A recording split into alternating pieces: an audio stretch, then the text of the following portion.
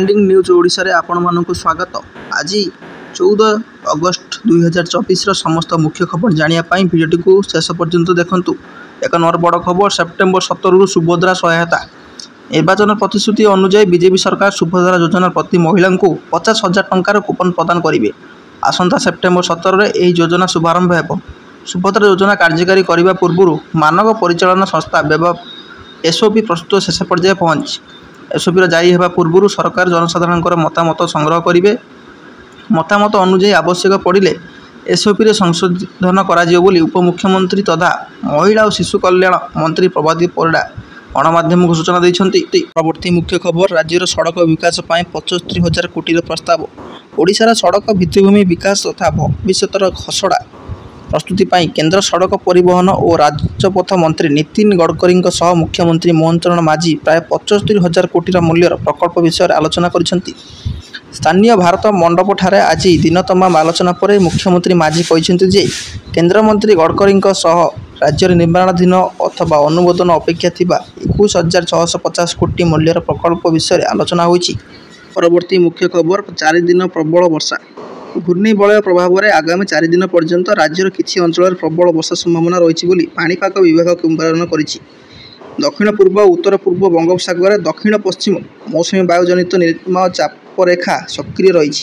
दक्षिण पूर्व राजस्थान और यार पार्श्ववर्ती बांग्लादेश सह दक्षिण उत्तर प्रदेश दक्षिण बिहार और गांगेय पश्चिमबंग मध्य एक घूर्णिबलय सक्रिय रही।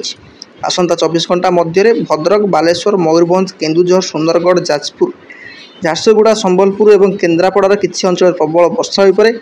पाणीपाग केन्द्र पक्षर येलो वार्निंग जारी करा जायछि। परवर्ती मुख्य खबर भारत को बड़ धक्का प्रमोद भगत निलंबित। ओडिशा क्रीड़ा बड़ दुर्भाग्यजनक घटना। प्यारिस पारालिम्पिक्स पूर्व भारत लगी शस्त धक्का। डोपिंग नियम उल्लंघन करने अभियोग में ओडिया पारा बैडमिंटन खेलाड़ी प्रमोद भगत निलंबित होइछन्ति।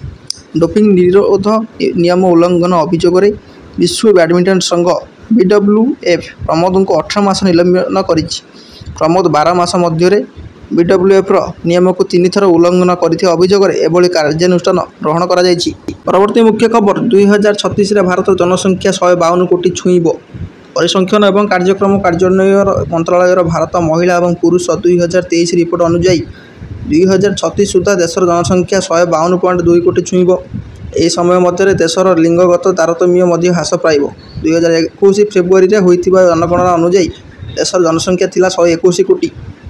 2011 प्रति 1000 पुरुषों तुलन में 943 महिला थिबा बेले 2036 रे महिला संख्या 952 को वृद्धि पाइब बोली पूर्वानुमान करा जायछि। परवर्ती मुख्य खबर मनोज आहूजा श्रीमंदिर परिचालना कमिटी कार्यकारी अध्यक्ष। राज्य सरकार मुख्य शासन सचिव मनोज आहूजा को श्री जगन्नाथ मंदिर परिचालना कमिटी कार्यकारी अध्यक्ष भाव नियुक्ति देइछन्ति। मुख्य सचिव सहित अतिरिक्त भाव से यही दायित्व तुलाइबे। श्रीमंदिर अधिनियम 1955 आईन प्रावधान अनुसार मंदिर प्रशासन संचालन और परिचालना भार श्री जगन्नाथ मंदिर परिचालना कमिटी उपर न्यस्त रही। मुख्य खबर 500 टंका बढ़िला सुना दर। विश्वर देखा देइथिबा उत्तेजना परिस्थिति और घर चाहिदा बढ़िया फल सुना महंगा होइछि। मंगलवार सुना दर 500 बढ़ी 10 ग्राम पिछा 72,850 टंकार पहुंची।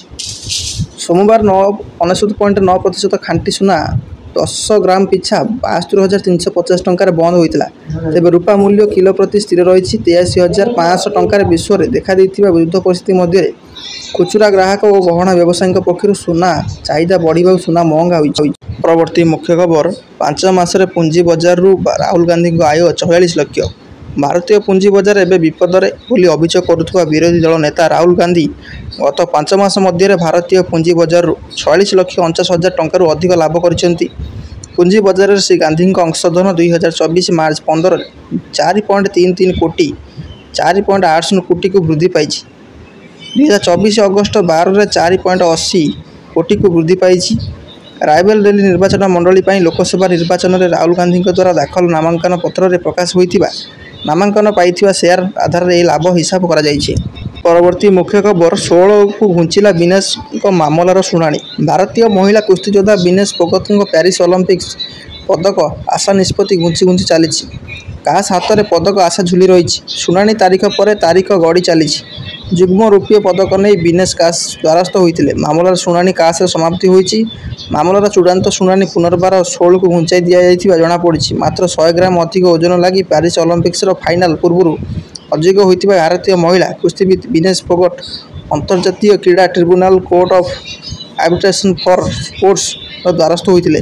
ପରବର୍ତ୍ତୀ ମୁଖ୍ୟ ଖବର ନିରଞ୍ଜନଙ୍କ ସହ ବିବାହ ଚର୍ଚ୍ଚା ଗୁଜବ ମନୁଙ୍କ ପିତା। ପ୍ୟାରିସ୍ ଅଲିମ୍ପିକ୍ସରେ ଭାରତର ଦୁଇ ତାରକା ହେଲେ ଜାଭଲିନ୍ ଫିଙ୍ଗାଳି ନୀରଜ ଚୋପ୍ରା ଓ ସୁଟର ମନୁ ଭାକର।